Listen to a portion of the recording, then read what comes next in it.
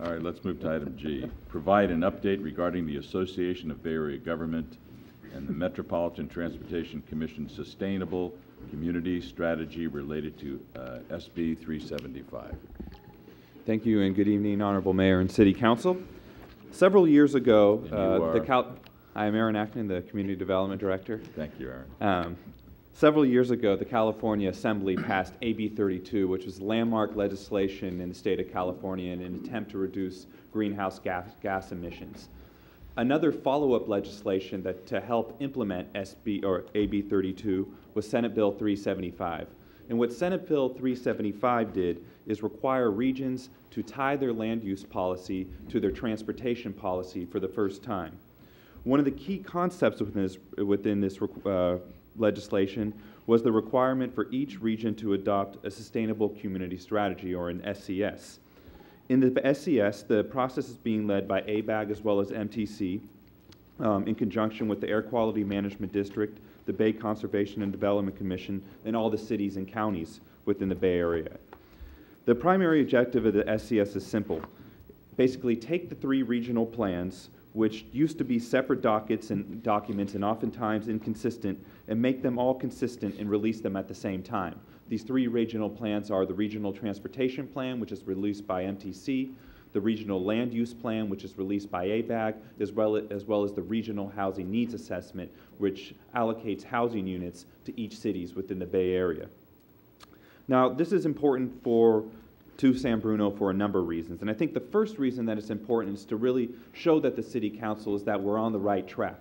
Within the last 10 years, we've adopted policies that are consistent with the spirit of SB 375. Some specific ones are the crossing specific plan development, which put high-density housing near our BART station, the transit corridor plan, which is now looking to put high-density and transit-oriented development near a new train station, as well as just support for the new grade separation and the trade station. However, it is also important because this process will produce the new housing allocation numbers. And since it is a goal of the state to put more housing near transit, because that's ultimately what's going to help us reduce greenhouse gases, San Bruno will most likely see an increase in the housing allocation numbers associated with the next housing cycle. The purpose of this report is to provide some background into what this process will be. The process that ABAG and MTC have developed will be a 3-step process with a lot of back and forth with cities in between. The first, in February of 2011, next month, the ABAG is going to release the first housing numbers, and this is going to be known as the vision statement.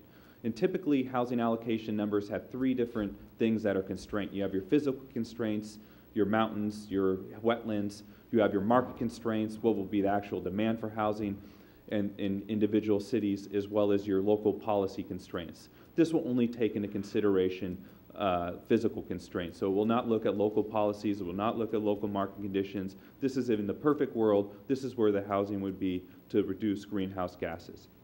Obviously, this is going to end up having some cities having way too high of housing allocation number or way too low of housing allocation number. So in the months following the release of this vision statement, cities will come to the City Council, explain where there may be deficiencies in their analysis, and take these back to ABAG for response. A second, more detailed scenario, called the detailed scenario, will be released probably in early summer, and once again, this will be taken back to the city councils around the Bay Area for response. And finally, a preferred scenario is going to be released in about this time next year. And this preferred scenario will show where the housing will go, and all the housing allocation numbers will be based on this scenario. Once again, throughout the process, staff will keep City Council informed. What we are doing at a sub-region level, the City Council adopted in the consent calendar for the city to take part in the Regional Housing Needs Assessment process. We did this last time as a county. In fact, we were the only county in the state to take part in this process, where we're able to trade units with other cities within the county to put housing units where they make sense. We'll work with ABAG through this process. Also through the Grand Boulevard process, we'll meet with other cities to look where these housing units should be placed. On a region-wide level, there's something called the Regional Advisory Working Group. I happen to sit on this working group representing San Mateo County planning directors on this. So I'm in touch with ABAG all the time. We'll be able to take back our city's concerns back to ABAG, as well as other cities' concerns within San Mateo County. There are a lot of benefits that could come out of this process. Cities that are doing it right and that do have plans that are consistent with SB 375 will be eligible for more grants, especially related to infrastructure and infrastructure improvements. A lot of these mass transit areas are in the older urban core where you really do have to plan for infrastructure, because the infrastructure, in our case, could be 70, 80 years old, but has to support newer housing development and office development within these areas. From a planning perspective, one thing that a lot of the planners are excited about is CEQA streamlining review. I think everyone has probably heard of projects like Redwood City's project that is being held up by CEQA litigation. This would streamline some of the potential CEQA legislation so that housing units could be built quicker. So the next step, we'll be back in front of you again after we've had a time to review the February 2011 numbers, vision numbers, and I could take any questions at this time.